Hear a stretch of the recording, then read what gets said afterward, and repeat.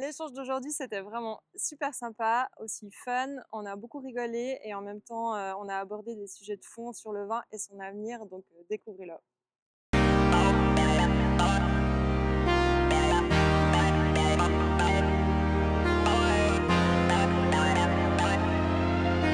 C'est l'heure de la Good Podcast. Bonjour à tous et bienvenue dans ce nouveau numéro de la Good Podcast. Vous le savez, on retrouve toujours des passionnés. Aujourd'hui, j'ai eu la chance de m'entretenir avec Annick Gouma, qui est la rédactrice en chef de Vinum pour l'édition Suisse romande. Bonjour Annick, Salut Vanny, merci beaucoup d'être là. avec grand plaisir, merci à toi. Tu es une passionnée, comme je le disais, par le vin, mais pas que. Tu es aussi une passionnée de l'écriture. C'est ça. Et tu as lié un peu ces deux passions en un métier, c'est génial. Ouais, exactement. J'ai eu vraiment de la chance de trouver ce métier qui allie les deux choses que j'aime faire. Et puis, c'est vrai que quand j'ai commencé par l'écriture et quand je me suis reconvertie dans les vins, je me suis dit: «Mais en fait, qu'est-ce que je suis en train de faire? Comment je vais arriver à allier tout ça?» Et les planètes se sont alignées pour moi et maintenant c'est vraiment super. Parce qu'au départ, tu étais dans le tourisme, hein, c'est Oui, ça, spécialisée dans le tourisme? exactement. En fait, j'en suis presque à déjà mon troisième métier. Ah bah, dis donc! Parce que j'ai commencé par le tourisme avec, l'école de tourisme de Sierre où on apprend, vraiment à être un peu des couteaux suisses. On fait plein de choses, l'organisation d'événements, de la gestion de projet, un peu de marketing, communication aussi.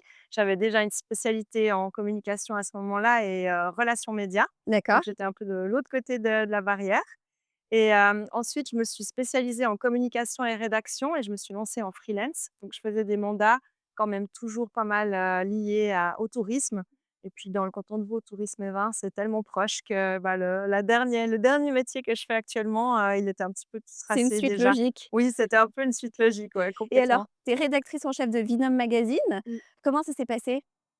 En fait, je connaissais déjà un petit peu l'équipe et notamment Alexandre Truffert, qui s'occupait justement qui avait ce poste pour la Suisse romande Ouais. et bah, au moment où il a choisi, une autre direction de carrière, ben, voilà, il cherchait une personne et Il a pensé on à s'est toi. mis en contact. Voilà, exactement. Magnifique. Alors pour ceux qui connaissent pas Vinum, est-ce que tu peux nous présenter ce magazine? Oui, donc c'est un magazine, qui existe déjà depuis très longtemps, mais dans sa version alémanique. Donc on a 3 éditions différentes. On a une édition pour la Suisse alémanique à Zurich, une édition pour l'Allemagne et l'Autriche avec une équipe qui est basée dans le sud de l'Allemagne et puis une édition pour la Suisse romande, et l'édition vraiment historique, c'est l'édition suisse alémanique. C'est vraiment une entreprise indépendante. Ça, c'est encore aussi, assez unique dans le monde des médias de pas faire partie d'un groupe, médiatique, mais d'être indépendant avec un propriétaire indépendant et donc c'est vraiment la version alémanique qui est un peu la version historique qui existe depuis de nombreuses années et puis la version romande est un petit peu plus, junior, mais quand même, ça fait déjà un petit moment qu'on roule notre boss. Il y a pas mal de petites différences, hein. C'est vrai qu'on me pose souvent la question: «Comment on fait, entre 3 éditions? Est-ce que c'est vraiment la même copier-coller?» Alors pas du tout parce qu'on a vraiment des lectorats différents, c'est pas que la langue qui est différente, c'est aussi la culture et la culture du vin est aussi différente. Donc on essaye quand même d'optimiser le travail et puis d'avoir des sujets en commun qu'on traduit, mais qui sont chaque fois relus par des journalistes, pour être, bien sûr de la qualité et puis sinon on a vraiment, je dirais, un bon tiers, voire presque des fois la moitié qui est spécifique à l'édition et qui est géré par le responsable, en question. Donc le but, c'est de parler plus des vins d'ici que des vins suisses allemands, par Oui, exemple? oui, alors les vins suisses allemands, moi, ça m'intéresse beaucoup, ça me passionne, mais c'est vrai que c'est un peu des petites productions et presque tout est bu, de l'autre côté de la Sarine. Donc quand j'essaye d'en parler un petit peu, c'est des fois compliqué parce que voilà, ça a rien Ouais, à voir au les gens ne avec les connaissent pas quantités. forcément, Oui, en plus, ouais, je crois qu'il y a quand même une curiosité, surtout nos lecteurs, c'est quand même des gens qui connaissent bien les vins. C'est des gens qui connaissent déjà les vins suisses alémaniques, qui vont sur place ou qui en commandent quand ils envoient aux cartes des restaurants. Mais voilà, les quantités sont quand même, limitées et puis, ce qui nous intéresse quand même principalement, c'est nos vins de chez nous en Suisse romande. Après, c'est vrai que la Suisse alémanique est aussi, connue et des fois un peu critiquée pour ça, de parler un petit peu plus des vins, internationaux aussi dans l'édition Suisse alémanique. Mais voilà, j'explique toujours que justement, c'est aussi une différence culturelle et puis qui est aussi liée au marché. Quand on est dans une grande ville comme Zurich, les lecteurs sont beaucoup concentrés, citadins. Ben, voilà, ils ont l'habitude de pouvoir aussi déguster plein de choses du monde entier et puis on essaye de se calquer avec leurs demandes et aussi, quoi. la ligne éditoriale du coup de l'édition suisse romande, c'est vraiment de parler que du vin suisse en priorité? Alors, en priorité, après, on sait que nos lecteurs, sont quand même aussi intéressés aux grandes régions, par exemple Champagne, en fin d'année, Bordeaux, Bourgogne, quelques régions d'Italie aussi, Piémont, Toscane. Donc de temps en temps, on a un petit peu vraiment les grands noms, par exemple les primeurs de Bordeaux, c'est quand même aussi incontournable, même en Suisse. Mais on essaye un petit peu, j'explique toujours qu'on est quand même meilleur élève, que les statistiques de consommation, parce qu'on sait qu'en Suisse, 35 des vins, consommés sont des vins suisses et 65 restants sont des vins internationaux. Donc nous, on essaye vraiment d'avoir 50 du contenu qui est sur les vins suisses, souvent même un peu plus. Donc on est quand même, bons élèves par rapport aux chiffres Ouais, de ouais. consommation. Et justement, c'est vraiment le sujet du moment. En ce moment, on lit partout que, notamment la jeune génération se désintéresse de l'alcool, en général et cetera, enfin et du vin, notamment. Vous devez vous poser la question de ça. C'est quoi toi ton point de vue par rapport à tout ça? C'est vrai que moi, en fait, depuis que j'ai commencé à Vinum, justement, quand on me parlait un petit peu de la concurrence vin suisse, vin étranger, une réponse que je donnais souvent, c'est qu'en fait, la véritable concurrence qui nous inquiète, c'est les autres boissons. Bien sûr. C'est justement si on peut arriver à intéresser les jeunes dans le vin, même si peut-être ils commencent on sait que dans une ville, les goûts, ils changent et ça arrive, ben, qu'en étant jeune, on commence à être séduit par des vins très solaires, un peu chargés, qu'on va trouver, ben, peut-être dans d'autres pays. Mais c'est une porte d'entrée, en fait et puis on arrive, toujours à un moment ou à un autre aux vins suisses parce qu'ils sont excellents et qu'ils le méritent. Donc c'est vrai que moi, ce qui m'inquiète un petit peu, c'est les autres boissons. C'est aussi ce côté, comme tu disais, que les jeunes, bah, tant mieux pour eux, hein, c'est très bien, ils font très attention à leur santé. Mais c'est vrai qu'il faut aussi faire attention de ne pas mettre tous les alcools dans le même panier. Ouais. Le vin, c'est quand même beaucoup plus que juste de l'alcool et puis, c'est vrai qu'avec une consommation, modérée, ben, on peut vraiment être, affranchi, presque de ces considérations et ces soucis de santé.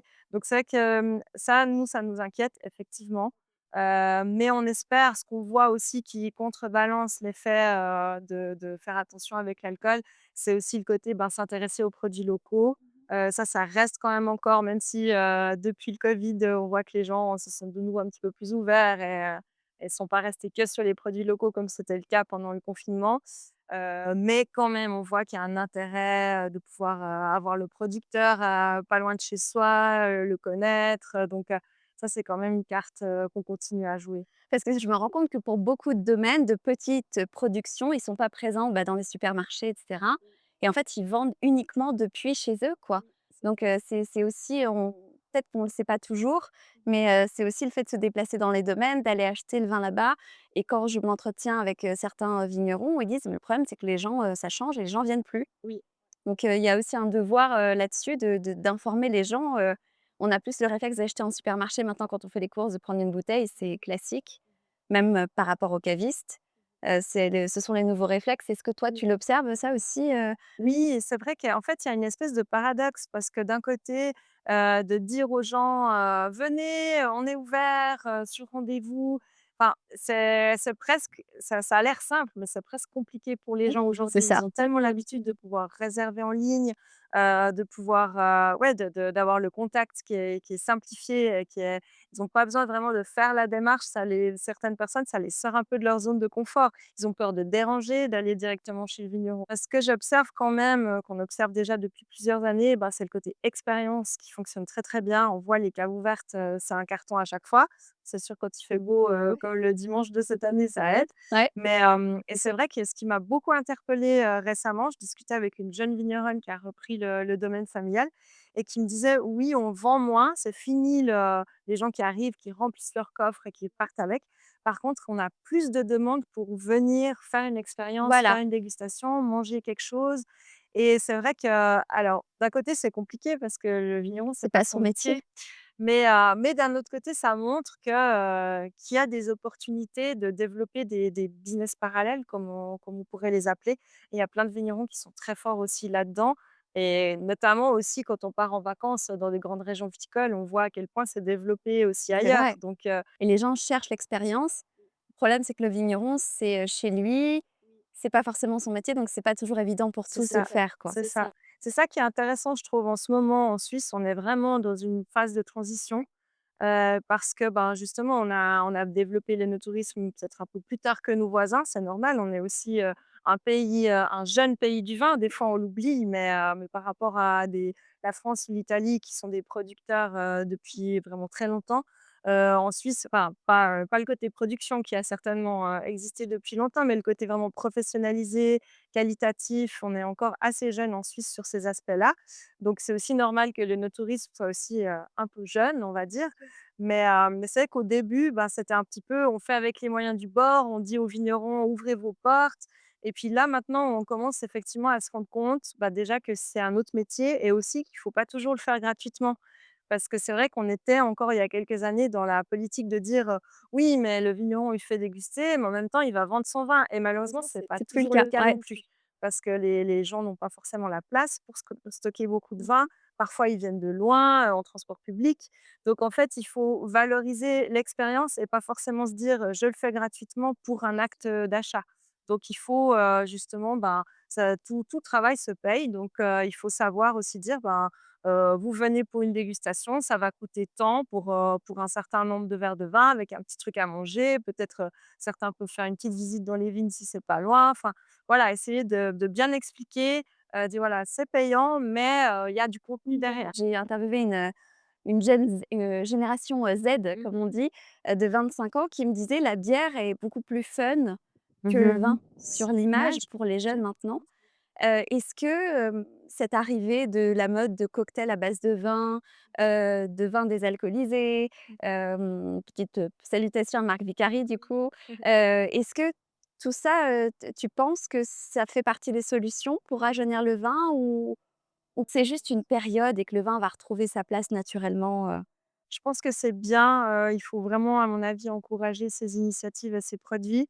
Il faut pas que ce soit au détriment justement de la tradition, bien parce sûr? qu'il y a quand même encore une bonne clientèle. Elle est actuellement, si on regarde les chiffres, les gens vraiment qui dépensent de l'argent, qui ont un budget pour le vin, ça reste encore pour les produits traditionnels. Ça reste encore les nouveautés, ça reste des niches pour l'instant.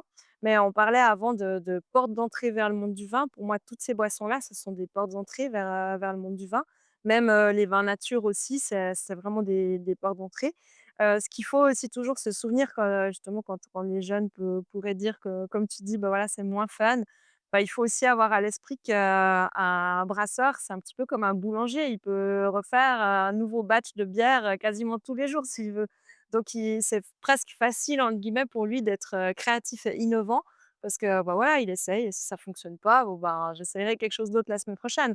Tandis que le vigneron, bah, il a une récolte, par année et c'est aussi normal qu'il puisse pas faire autant de tests déjà et puis que quand il fait un test, il a vraiment envie d'être sûr de son coup et puis que ça donne quelque chose de sympa. Donc déjà, il y a un peu cette contrainte qu'il faut aussi garder à l'esprit et puis effectivement, comme tu le dis, il y a d'autres manières on n'est pas obligé justement de faire une cuve que le vin en lui-même soit hyper innovant, mais on peut justement l'assembler, faire des nouvelles boissons, et ça, c'est Ça tout fait à fait grincer des possible. dents, certains vignerons, ce que je comprends parce que ça peut faire mal au cœur. Mais bon, si ça peut être une solution aussi pour, faire connaître le vin et naturellement après, je pense qu'un jeune, qui a goûté un cocktail à base de vin va se réconcilier peut-être, C'est ça. sans s'en rendre compte avec le vin. Elle va peut-être être plus ouvert à découvrir le vin. Je pense qu'il y a aussi 2 trends qu'il faut garder, à l'esprit. C'est justement la trend, ben, sans alcool, voire moins d'alcool. Donc justement là, faire un produit assemblé, par exemple, chasselas et cidre, chasselas et jus de pomme, et bière, enfin c'est des choses qu'on voit vraiment arriver maintenant. Bah, ça permet aussi de faire des produits qui sont un peu plus bas en alcool. Donc pour les jeunes, c'est aussi intéressant ou simplement n'importe qui a envie d'un apéritif un peu plus léger, et un peu moins chargé en alcool. Et puis, il y a aussi un aspect auquel on pense moins, c'est la température de la boisson. Parce qu'en fait, il fait de plus en plus chaud. Du temps de nos parents et de nos grands-parents, on avait moins d'été caniculaire comme on a maintenant. Donc c'était moins gênant de boire un verre de vin rouge, tempéré, sur la terrasse. Tandis que là, on est vraiment On bien vient dans dans une une belle belle journée journée, pour fait chaud parler de et ça. tout. Il fait C'est chaud chaud. et c'est vrai qu'on apprécie pouvoir, boire un vin qui est un petit peu plus frais. Je pense que c'est aussi une des raisons pourquoi le rosé fonctionne aussi si bien, parce qu'on peut vraiment se permettre de le servir à température basse, Le vin blanc, des fois, on n'ose pas trop. C'est vrai que ça peut dénaturer des arômes de le servir trop frais, mais il faut aussi se souvenir que quand il est comme ça dans un verre, ça réchauffe très, très vite. Bien sûr, Donc ne pas hésiter à le très servir frais. plus frais. Et puis, pour les vins rouges aussi, c'est vrai que c'est pas dans notre culture de rafraîchir un petit peu le vin rouge au frigo, Bah, on a l'impression de passer mais pour un idiot, mais il faut se rappeler que quand on disait la température ambiante, à l'époque, dans les maisons, il faisait bien plus frais, donc c'est ça, le fameux terme voilà, chambré, chambré, ouais, voilà, ouais, qui en fait, ne veut pas du tout dire la température de chambre la à chambre. 22. Voilà. Non, ça va pas. C'est ça, exactement. Donc je pense que là, ça peut être aussi des façons toutes bêtes de redonner un petit peu envie, de boire un peu plus de vin à l'apéritif, c'est le servir aussi d'une autre manière. Ouais, et glaçons, c'est sacrilège ou? Alors c'est assez incroyable, j'ai entendu parler d'une experte en vin qui demandait des glaçons, mais elle les laisse vraiment très peu longtemps dans son verre. Elle D'accord, les c'est vraiment laisse, juste pour elle lui rafraîchir, enlève, ouais. Alors je sais pas, moi ça quand j'ai entendu parler de ça, j'ai dit: «Oh mon Dieu, j'oserais jamais faire ça». Ou alors si vraiment je suis sûre d'être seule et je regarde partout autour de j'oserais à moi, la limite pour un rosé. ouais, vraiment.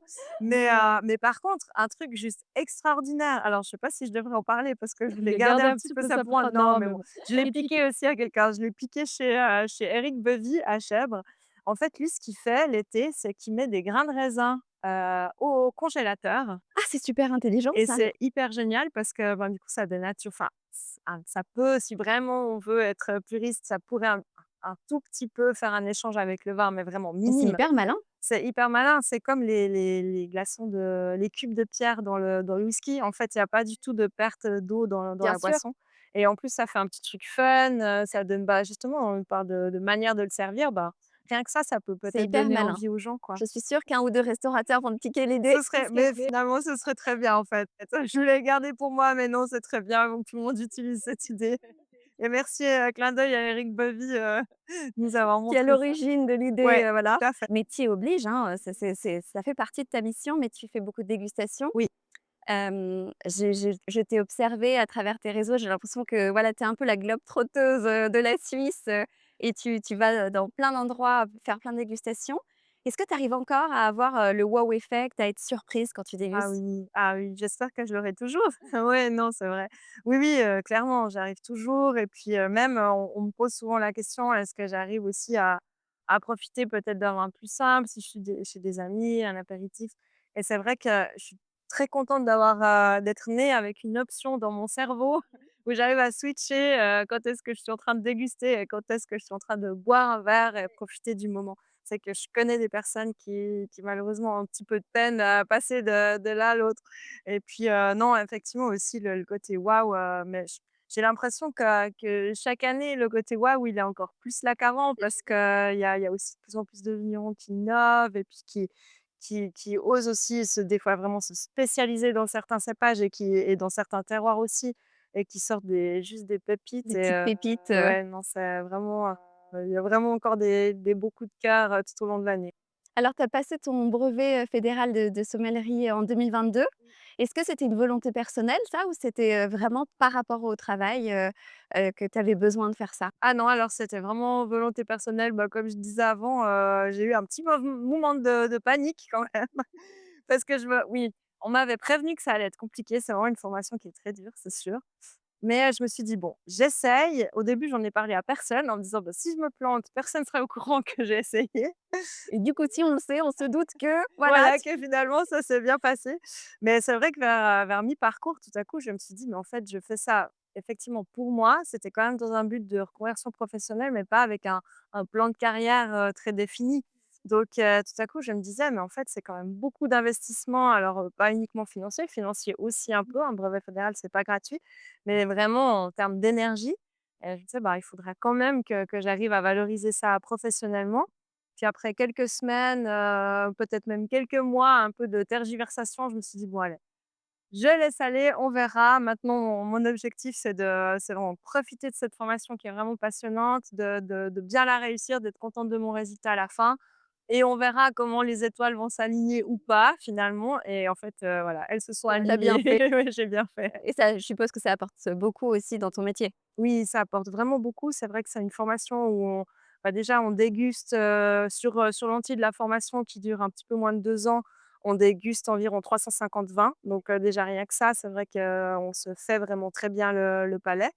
Et puis, enfin, on voit vraiment tous les aspects du vin, vers la fin aussi, on fait le côté bon, ça reste un métier de restauration, donc on apprend aussi bien sûr les accords, le service, on fait un passage à l'école hôtelière aussi pour être vraiment immergé, dans cette partie-là du métier. On fait un peu de comptabilité, de vente, marketing, enfin, c'est vraiment très, très complet, donc c'est passionnant sur bien des points, quoi. Et à la rédaction, du coup, de Vinum, vous êtes combien?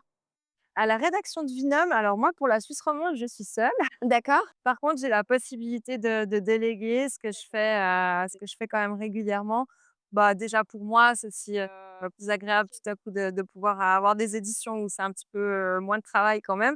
Et puis aussi pour le lecteur, c'est aussi important d'avoir, plusieurs plumes et puis plusieurs styles différents et ça amène aussi des idées donc non, non, c'est très chouette.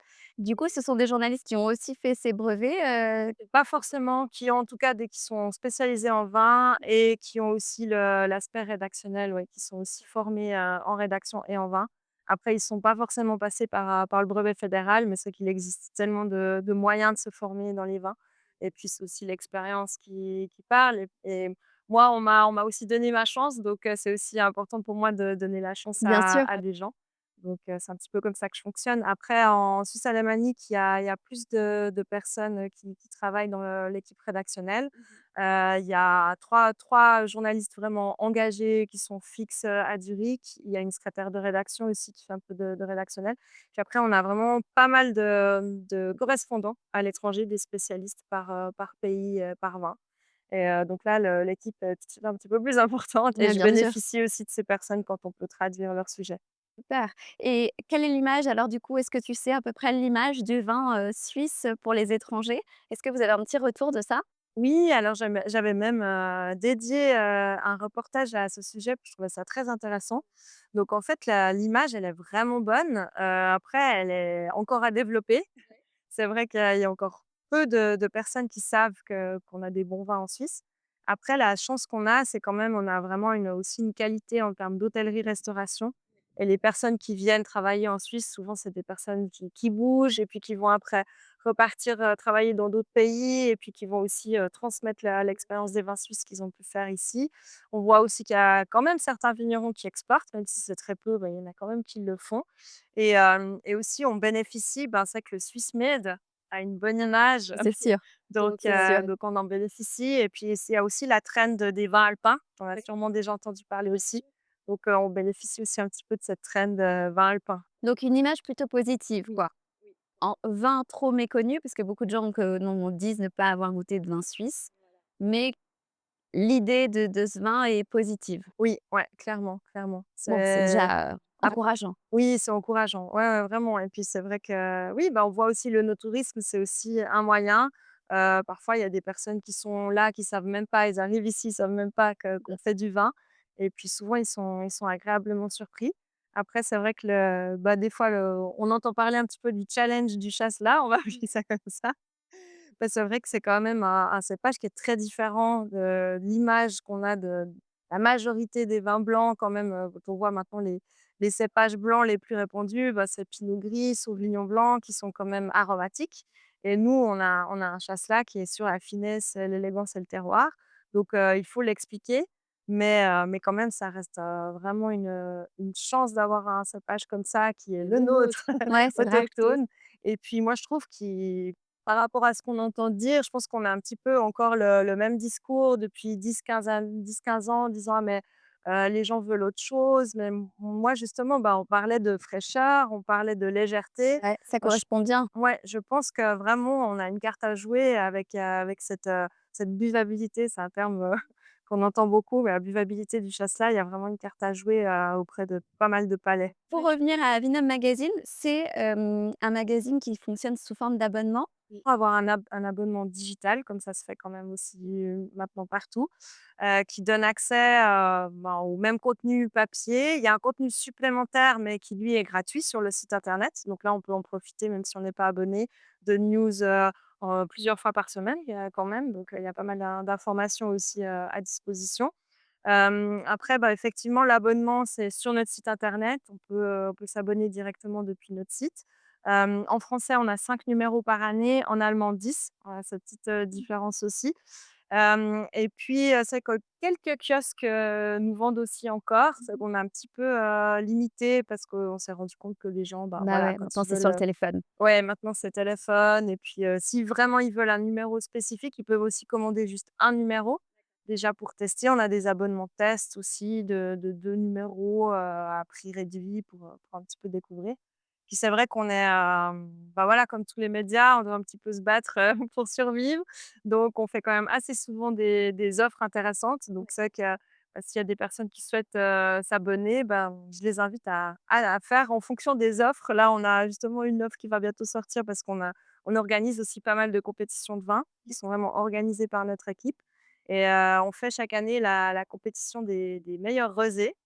Alors souvent, on me pose la question: «Mais pourquoi il y a autant de rosés allemands et autrichiens?» C'est vrai qu'on n'imagine pas, ces pays-là Ouais, c'est producteurs de vrai. rosés, mais c'est parce que ce sont mes collègues, dans le sud de l'Allemagne qui organisent le concours, donc il y a beaucoup de producteurs, Ils vont allemands et piocher aussi autrichiens. là-bas, bien Voilà, sûr. mais c'est aussi très intéressant de pouvoir découvrir, les vins de ces pays-là et donc celui qui a eu la meilleure note, du concours est offert avec l'abonnement. C'est le la petite offre, d'été, donc voilà, c'est pour les personnes qui cherchent à s'abonner, ça vaut la peine d'attendre, les offres. Il y en a quand même passablement environ, tous les 2 mois environ, il y a une offre spéciale qui sort Ouais, donc donc faut aller se jeter, voilà, n'hésitez pas, quoi. voilà exactement.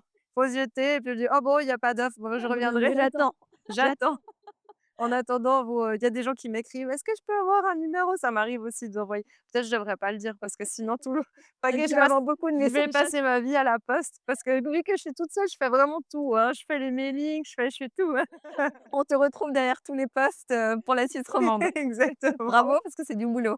Oui, mais c'est aussi sympa. Ça change des fois quand on est vraiment dans des jobs, très cérébraux comme la rédaction. Bah, de temps en temps faire un petit mailing, Ça ça fait fait du des bien. petites vacances presque. C'est vrai, c'est vrai. Alors si tu veux bien, on va enchaîner avec, un petit jeu, un petit quiz à l'instinct, puisque le vin, c'est aussi beaucoup d'instinct, hein. J'ai un peu peur parce que j'ai pas la mémoire des chiffres, alors j'espère que tu vas pas me poser des questions Non, non, non, statistiques. Ah OK, ça va. statistique, on reste vraiment sur de l'instinctif, Très bien. et plus du drôle qu'autre chose. D'accord, ah super. Si tu devais tu vas voir, ça donne le ton avec la première question. Si tu devais te réincarner en cépage, tu serais plutôt un pinot noir, donc élégant mais capricieux, Oh! un chasselas discret, subtil, toujours là, Hein, hein. un syrah intense et un peu épicé ou un sauvignon blanc pour que ça claque à l'apéro? Ah j'adore. Alors je pense je serais un chasse-là, mais pas forcément pour les mêmes raisons que tu as citées, Pour c'est la plus fraîcheur? oui, bah, puis pour le côté, populaire quoi, puis le côté un peu, voilà, moi j'aime bien, je suis assez polyvalente, je suis autant à l'aise dans une fête de village, que dans un grand hôtel et puis je pense que le chasse-là, c'est aussi son cas. C'est vrai, tu as très bien répondu. Le pire faux ami du vin selon toi, c'est, le vin chaud en Tetra Pak, le bouchon en liège, le vin en canette ou la fondue au rosé? Oh mon Dieu! Non, je pense que c'est quand même le premier, c'est quand même le vin chaud en Tetra Pak. Mais alors par contre le bouchon au liège, ça j'aimerais bien qu'il y en ait de nouveau un petit peu plus parce qu'ils C'est ont vrai, ils ont quand même fait des efforts aussi pour éviter le goût de il y a bouchon ce puis charme, ça oui et puis ça reste quand même, c'est vrai que là on voit un petit peu ça part un petit peu dans tous les sens en termes de bouchage avec, enfin voilà, il y a quand même aussi certaines, on n'a pas le recul en fait, c'est ça quand si on utilise du sucre de canne ou des choses comme ça, enfin ouais. de la je sais plus comment ça s'appelle, c'est de la canne je Oui, en plus fibre de canne, voilà. Ben, on ne sait pas, est-ce que le vin, il va bien pouvoir vieillir avec ces matériaux? Enfin, c'est ça qui est un petit peu qui est inquiétant donc tu fais partie, retour de la team retour au bouchon de liège, hein? ouais, ouais et même à vis. La vis, c'est trop bien. Ouais, la vis, c'est génial. Moi, c'est ce que j'adore parce que je suis pas très douée, j'avoue, avec le tire-bouchon. C'est pour ça que je l'ouvre toujours avant parce que j'ai toujours la honte, si je veux que je Ah oui? teste.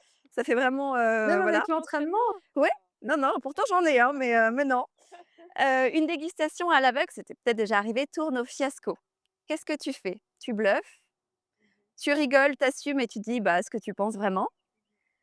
Ou alors tu simules une urgence professionnelle et tu te carapates, vite possible?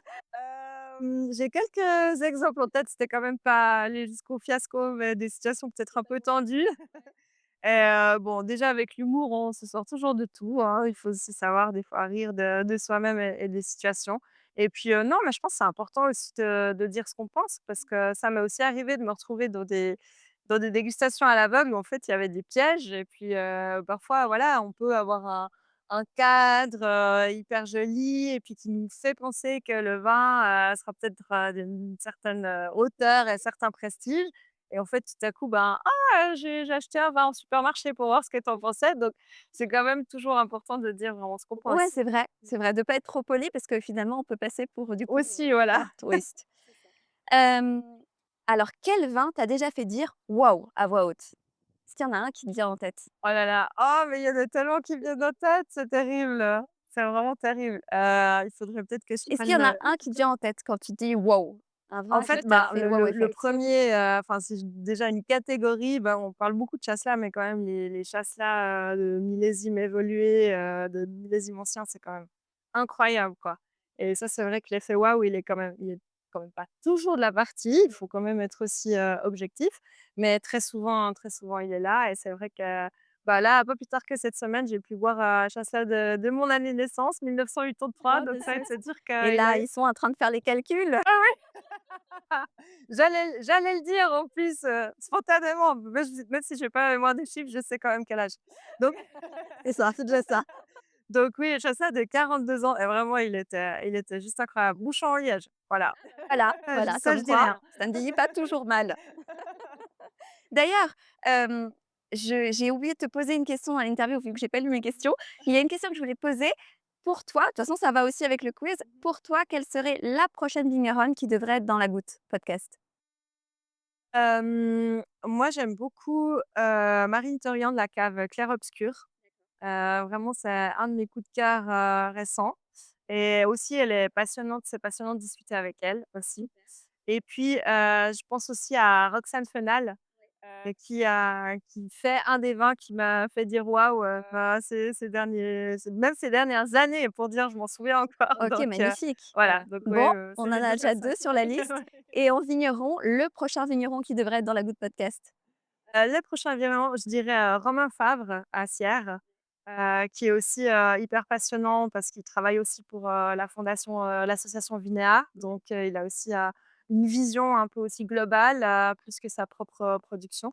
Et puis, ouais, il a des vins juste incroyables et aussi ça me plaît bien son approche, il met vraiment en avant le terroir, au à tel point que sur l'étiquette, tu dois vraiment regarder pour voir de quel cépage on parle, sinon c'est vraiment le C'est la contre-étiquette derrière, bien cachée, c'est oui, ça? presque. Et désolée pour tous les autres, c'est vraiment j'essaye Mais ça vient le spontanément, hein, premier c'est un truc, peu le but voilà. du quiz, hein. La phrase que tu ne voudrais plus jamais entendre au sujet du vin, ça serait quoi? C'est un vin féminin. Là aussi, Ah c'est le oui, ça premier c'est truc chiant qui ça, me hein. vient en Ouais, tête. ça c'est très chiant. Ah, c'est très, très chiant, c'est très, très chiant. Puis après, souvent on essaye encore de se justifier, on rajoute une couche en disant: «Mais oui, mais c'est vrai quand même, on sent quand c'est fait par une femme, c'est pas pareil». Voilà, Oui, bref, après il y a le côté on se rattrape, c'est plus fin, c'est plus subtil, mais oui, oui, je vois. n'existe pas. C'est vrai que c'est très vrai, ouais. Ou alors quand, on vient prendre une commande et que la personne dit: «Ah bah, pour vous madame, ça va être» et puis il va sortir une boisson sucrée, Voilà, exactement, pétillante en général, bon. tout à fait. Si le binôme le prochain binôme, était un vin, ça serait un pet nat pour les bulles et les surprises, un vieux millésime plein de sagesse, un vin orange parce que personne, n'est vraiment jamais prêt en fait pour un Ah! vin orange, on s'y attend jamais. Oui. Un assemblage suisse complexe, audacieux et fier de l'être. Qu'est-ce que c'était la deuxième déjà? 2e, ce serait un vieux millésime plein de sagesse. Oui, je pense que ce sera ça. Le prochain numéro, ça sera ça parce qu'on va un petit peu prendre le parti de traiter un sujet un petit peu plus technique. Quand même, justement, on sait qu'on a un lectorat, surtout pour la Suisse romande. La Suisse alémanique, c'est un peu différent. Comme je disais avant, on a des lectorats très spécifiques et pour la Suisse romande, on sait qu'on a quand même pas mal de professionnels ou même des consommateurs, mais qui sont déjà d'un bon niveau de connaissance. Donc là, on prend le pari de faire un sujet un petit peu plus poussé. On va parler de porte-greffe, voilà. Porte-greffes, l'avenir des porte-greffes avec les conditions climatiques. Donc voilà, c'est effectivement un peu le côté, sérieux, de la sagesse de dont tu parles, c'est un petit Bah, peu ça ce s'annonce sujet-là. super intéressant et puis, ça il sortira quand? Il sortira autour du 20 septembre. Ah ouais, d'accord, bah, ça c'est Sortira. Voilà, nous, on a un rendez-vous à l'agroscope bientôt pour, parler un Ah peu de bah, cet voilà. avenir-là, donc Ah c'est trop bah drôle. parfait. Ouais, ouais, le lien est fait. Bon, ta projection d'ici 10-20 ans, c'est quoi pour le vin suisse? Tu crois qu'il va se passer quoi? Moi, je pense qu'en ce moment, surtout cette année, on est un petit peu catastrophiste quand même. C'est vrai que la consommation baisse, mais il faut aussi voir qu'on les dernières années avait une co on a eu une consommation qui a augmenté par contre, parce que le covid a aussi, beaucoup aidé. Les gens ont fait des apéros à la maison, ils étaient contents d'aller chez les vignerons parce que tout le reste était fermé. Donc voilà, on a aussi eu des très bonnes années et c'est vrai que ça rend cette baisse encore plus catastrophique. Violente. Voilà, encore plus violente que ce qu'elle est réellement. Moi, j'ai une vision quand même qui reste positive, même si je te disais, je pense qu'il faut qu'on reste aussi vigilant, pas seulement sur les vins des voisins, c'est ce qu'on a tendance à trop se focaliser là-dessus, mais aussi sur d'autres types de boissons. C'est vrai que je suis positive parce que je vois que les jeunes, ils ont vraiment des idées et ils arrivent très bien aussi à allier, comme on disait, le côté tradition, quand même maintenir la tradition, tout en osant amener des nouveautés. Je pense quand même que le côté, oui, je pense qu'en fait tout va pouvoir très bien cohabiter, à mon avis. Parce que comme tu le disais, c'est vrai que pour l'instant, il y a un petit peu des grincements de dents sur certaines boissons et je pense qu'on va s'y habituer. On s'habitue à tout et puis ça va pouvoir, cohabiter et je pense que ça va être ça un petit peu la clé, s'ouvrir sans oublier, nos racines et c'est ça qui va, je pense, être un peu la norme, dans 10-15 ans. Ah bah, ça fait du bien d'entendre du positif, c'est encourageant. Du coup, je sais que souvent, sur des retours d'auditeurs, suisses, on me dit: «Oui, mais on n'a pas les moyens de consommer du vin suisse». C'est vraiment un sujet qu'on a déjà abordé plusieurs fois.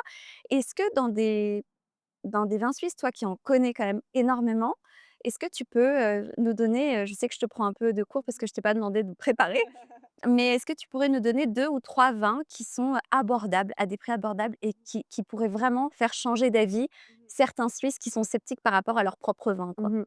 Bah, c'est vrai que souvent les gens qui disent ça en général, bah, voilà, c'est des gens qui sont habitués à acheter du vin étranger, des vins justement peut-être boisés et c'est vrai que, peut-être les vins boisés, on entre tout de suite dans une autre catégorie de prix. Même si je pense qu'il y a déjà pas mal d'invités qui t'ont dit ça et je vais le redire aussi, c'est qu'en fait les bons vins suisses sont vraiment pas chers parce qu'on a des bouteilles, dans des régions très connues à l'étranger, c'est rare de trouver des bouteilles à moins de 70-80 francs, alors qu'en Suisse, on a des Syrah, on parlait de Syrah avant, on a des Syrah vraiment déjà à partir de 30, voire même moins de 30 francs. Donc vraiment, on peut pas se plaindre. Mais c'est vrai que je pense justement si, peut-être s'ouvrir déjà à une autre catégorie de vin. Effectivement, si on part, chez un vigneron suisse en voulant un vin hyper charpenté, boisé, il y a aussi du travail derrière, il y a du temps, il y a et voilà et on sait qu'en Suisse, la main-d'œuvre, le travail, ça a pas le même prix qu'à l'étranger. Donc peut-être aussi, recommencer à s'intéresser à des vins simples. Moi, mon grand combat, c'est le gamay. J'adore le gamay et franchement et quand on regarde, la fourchette de prix d'un bon gamay, c'est on trouve très facilement à moins de 20 francs, voire même, des fois moins de 15. Franchement, bah, Regardez réintéressons-nous vraiment, voilà. voilà, à des cépages peut-être un petit peu, des fois décriés comme ceux-là et qui offrent vraiment des plaisirs de consommation énormes à des prix, c'est juste incroyable, quoi. Exactement. Mmh. C'est changer un peu les habitudes, c'est vrai qu'on peut pas forcément trouver un vin à 8 francs, là où certains en achètent au supermarché pour des marques étrangères ou C'est ça. De toute façon, il faut aussi revenir à des voilà, c'est la même chose dans toutes les industries. Quand on dit, quand on va dans certaines, boutiques de fast fashion et puis qu'on a un t-shirt à 5 francs, bah, on sait que la personne qui l'a fabriqué, bah, elle a été sous-payée. bien sûr. Les matières, sont de mauvaise qualité. Enfin voilà, c'est comme dans tout le comment on dit déjà? Le peu cher est toujours trop cher, un truc comme ça. Donc pour le vin, c'est la même chose. En fait, arrêtons avec ces bouteilles à ces prix-là. C'est juste pas possible de bien travailler, de bien rémunérer les gens, même à l'étranger. Je ne sais pas comment ils font, rien que le transport et le coût de la bouteille en verre. Déjà, rien que ces 2 facteurs-là, ça finalement, il faut aussi, revenir à des choses un petit peu plus cohérentes, par rapport à notre consommation et puis, effectivement, ouais, s'intéresser peut-être à d'autres types de vins, d'autres régions aussi. Il y a vraiment des régions qui sont des pépites et puis qui explose, en ce moment donc s'intéresser aussi à tout ça, faire les on parlait d'événements, aller aux caves ouvertes, ça permet de découvrir, des vignerons qui ont des tarifs vraiment très, très concurrentiels. Bien sûr. Vous avez toutes les clés pour pouvoir, découvrir le vin suisse, l'apprécier de la meilleure des façons. Merci Super. beaucoup Annick. Merci à toi, Vanille, Je te c'était souhaite plein de super. succès avec Vinhomme. À toi aussi avec la goutte et merci pour ce podcast qui est juste génial. Merci beaucoup et puis nous, on se retrouve très vite pour un nouveau numéro de La Goutte Podcast. Bye bye. Merci Bien. beaucoup. Est-ce que tu veux que je te resserve un petit verre? Bah, allez, on a tellement parlé de Chassac.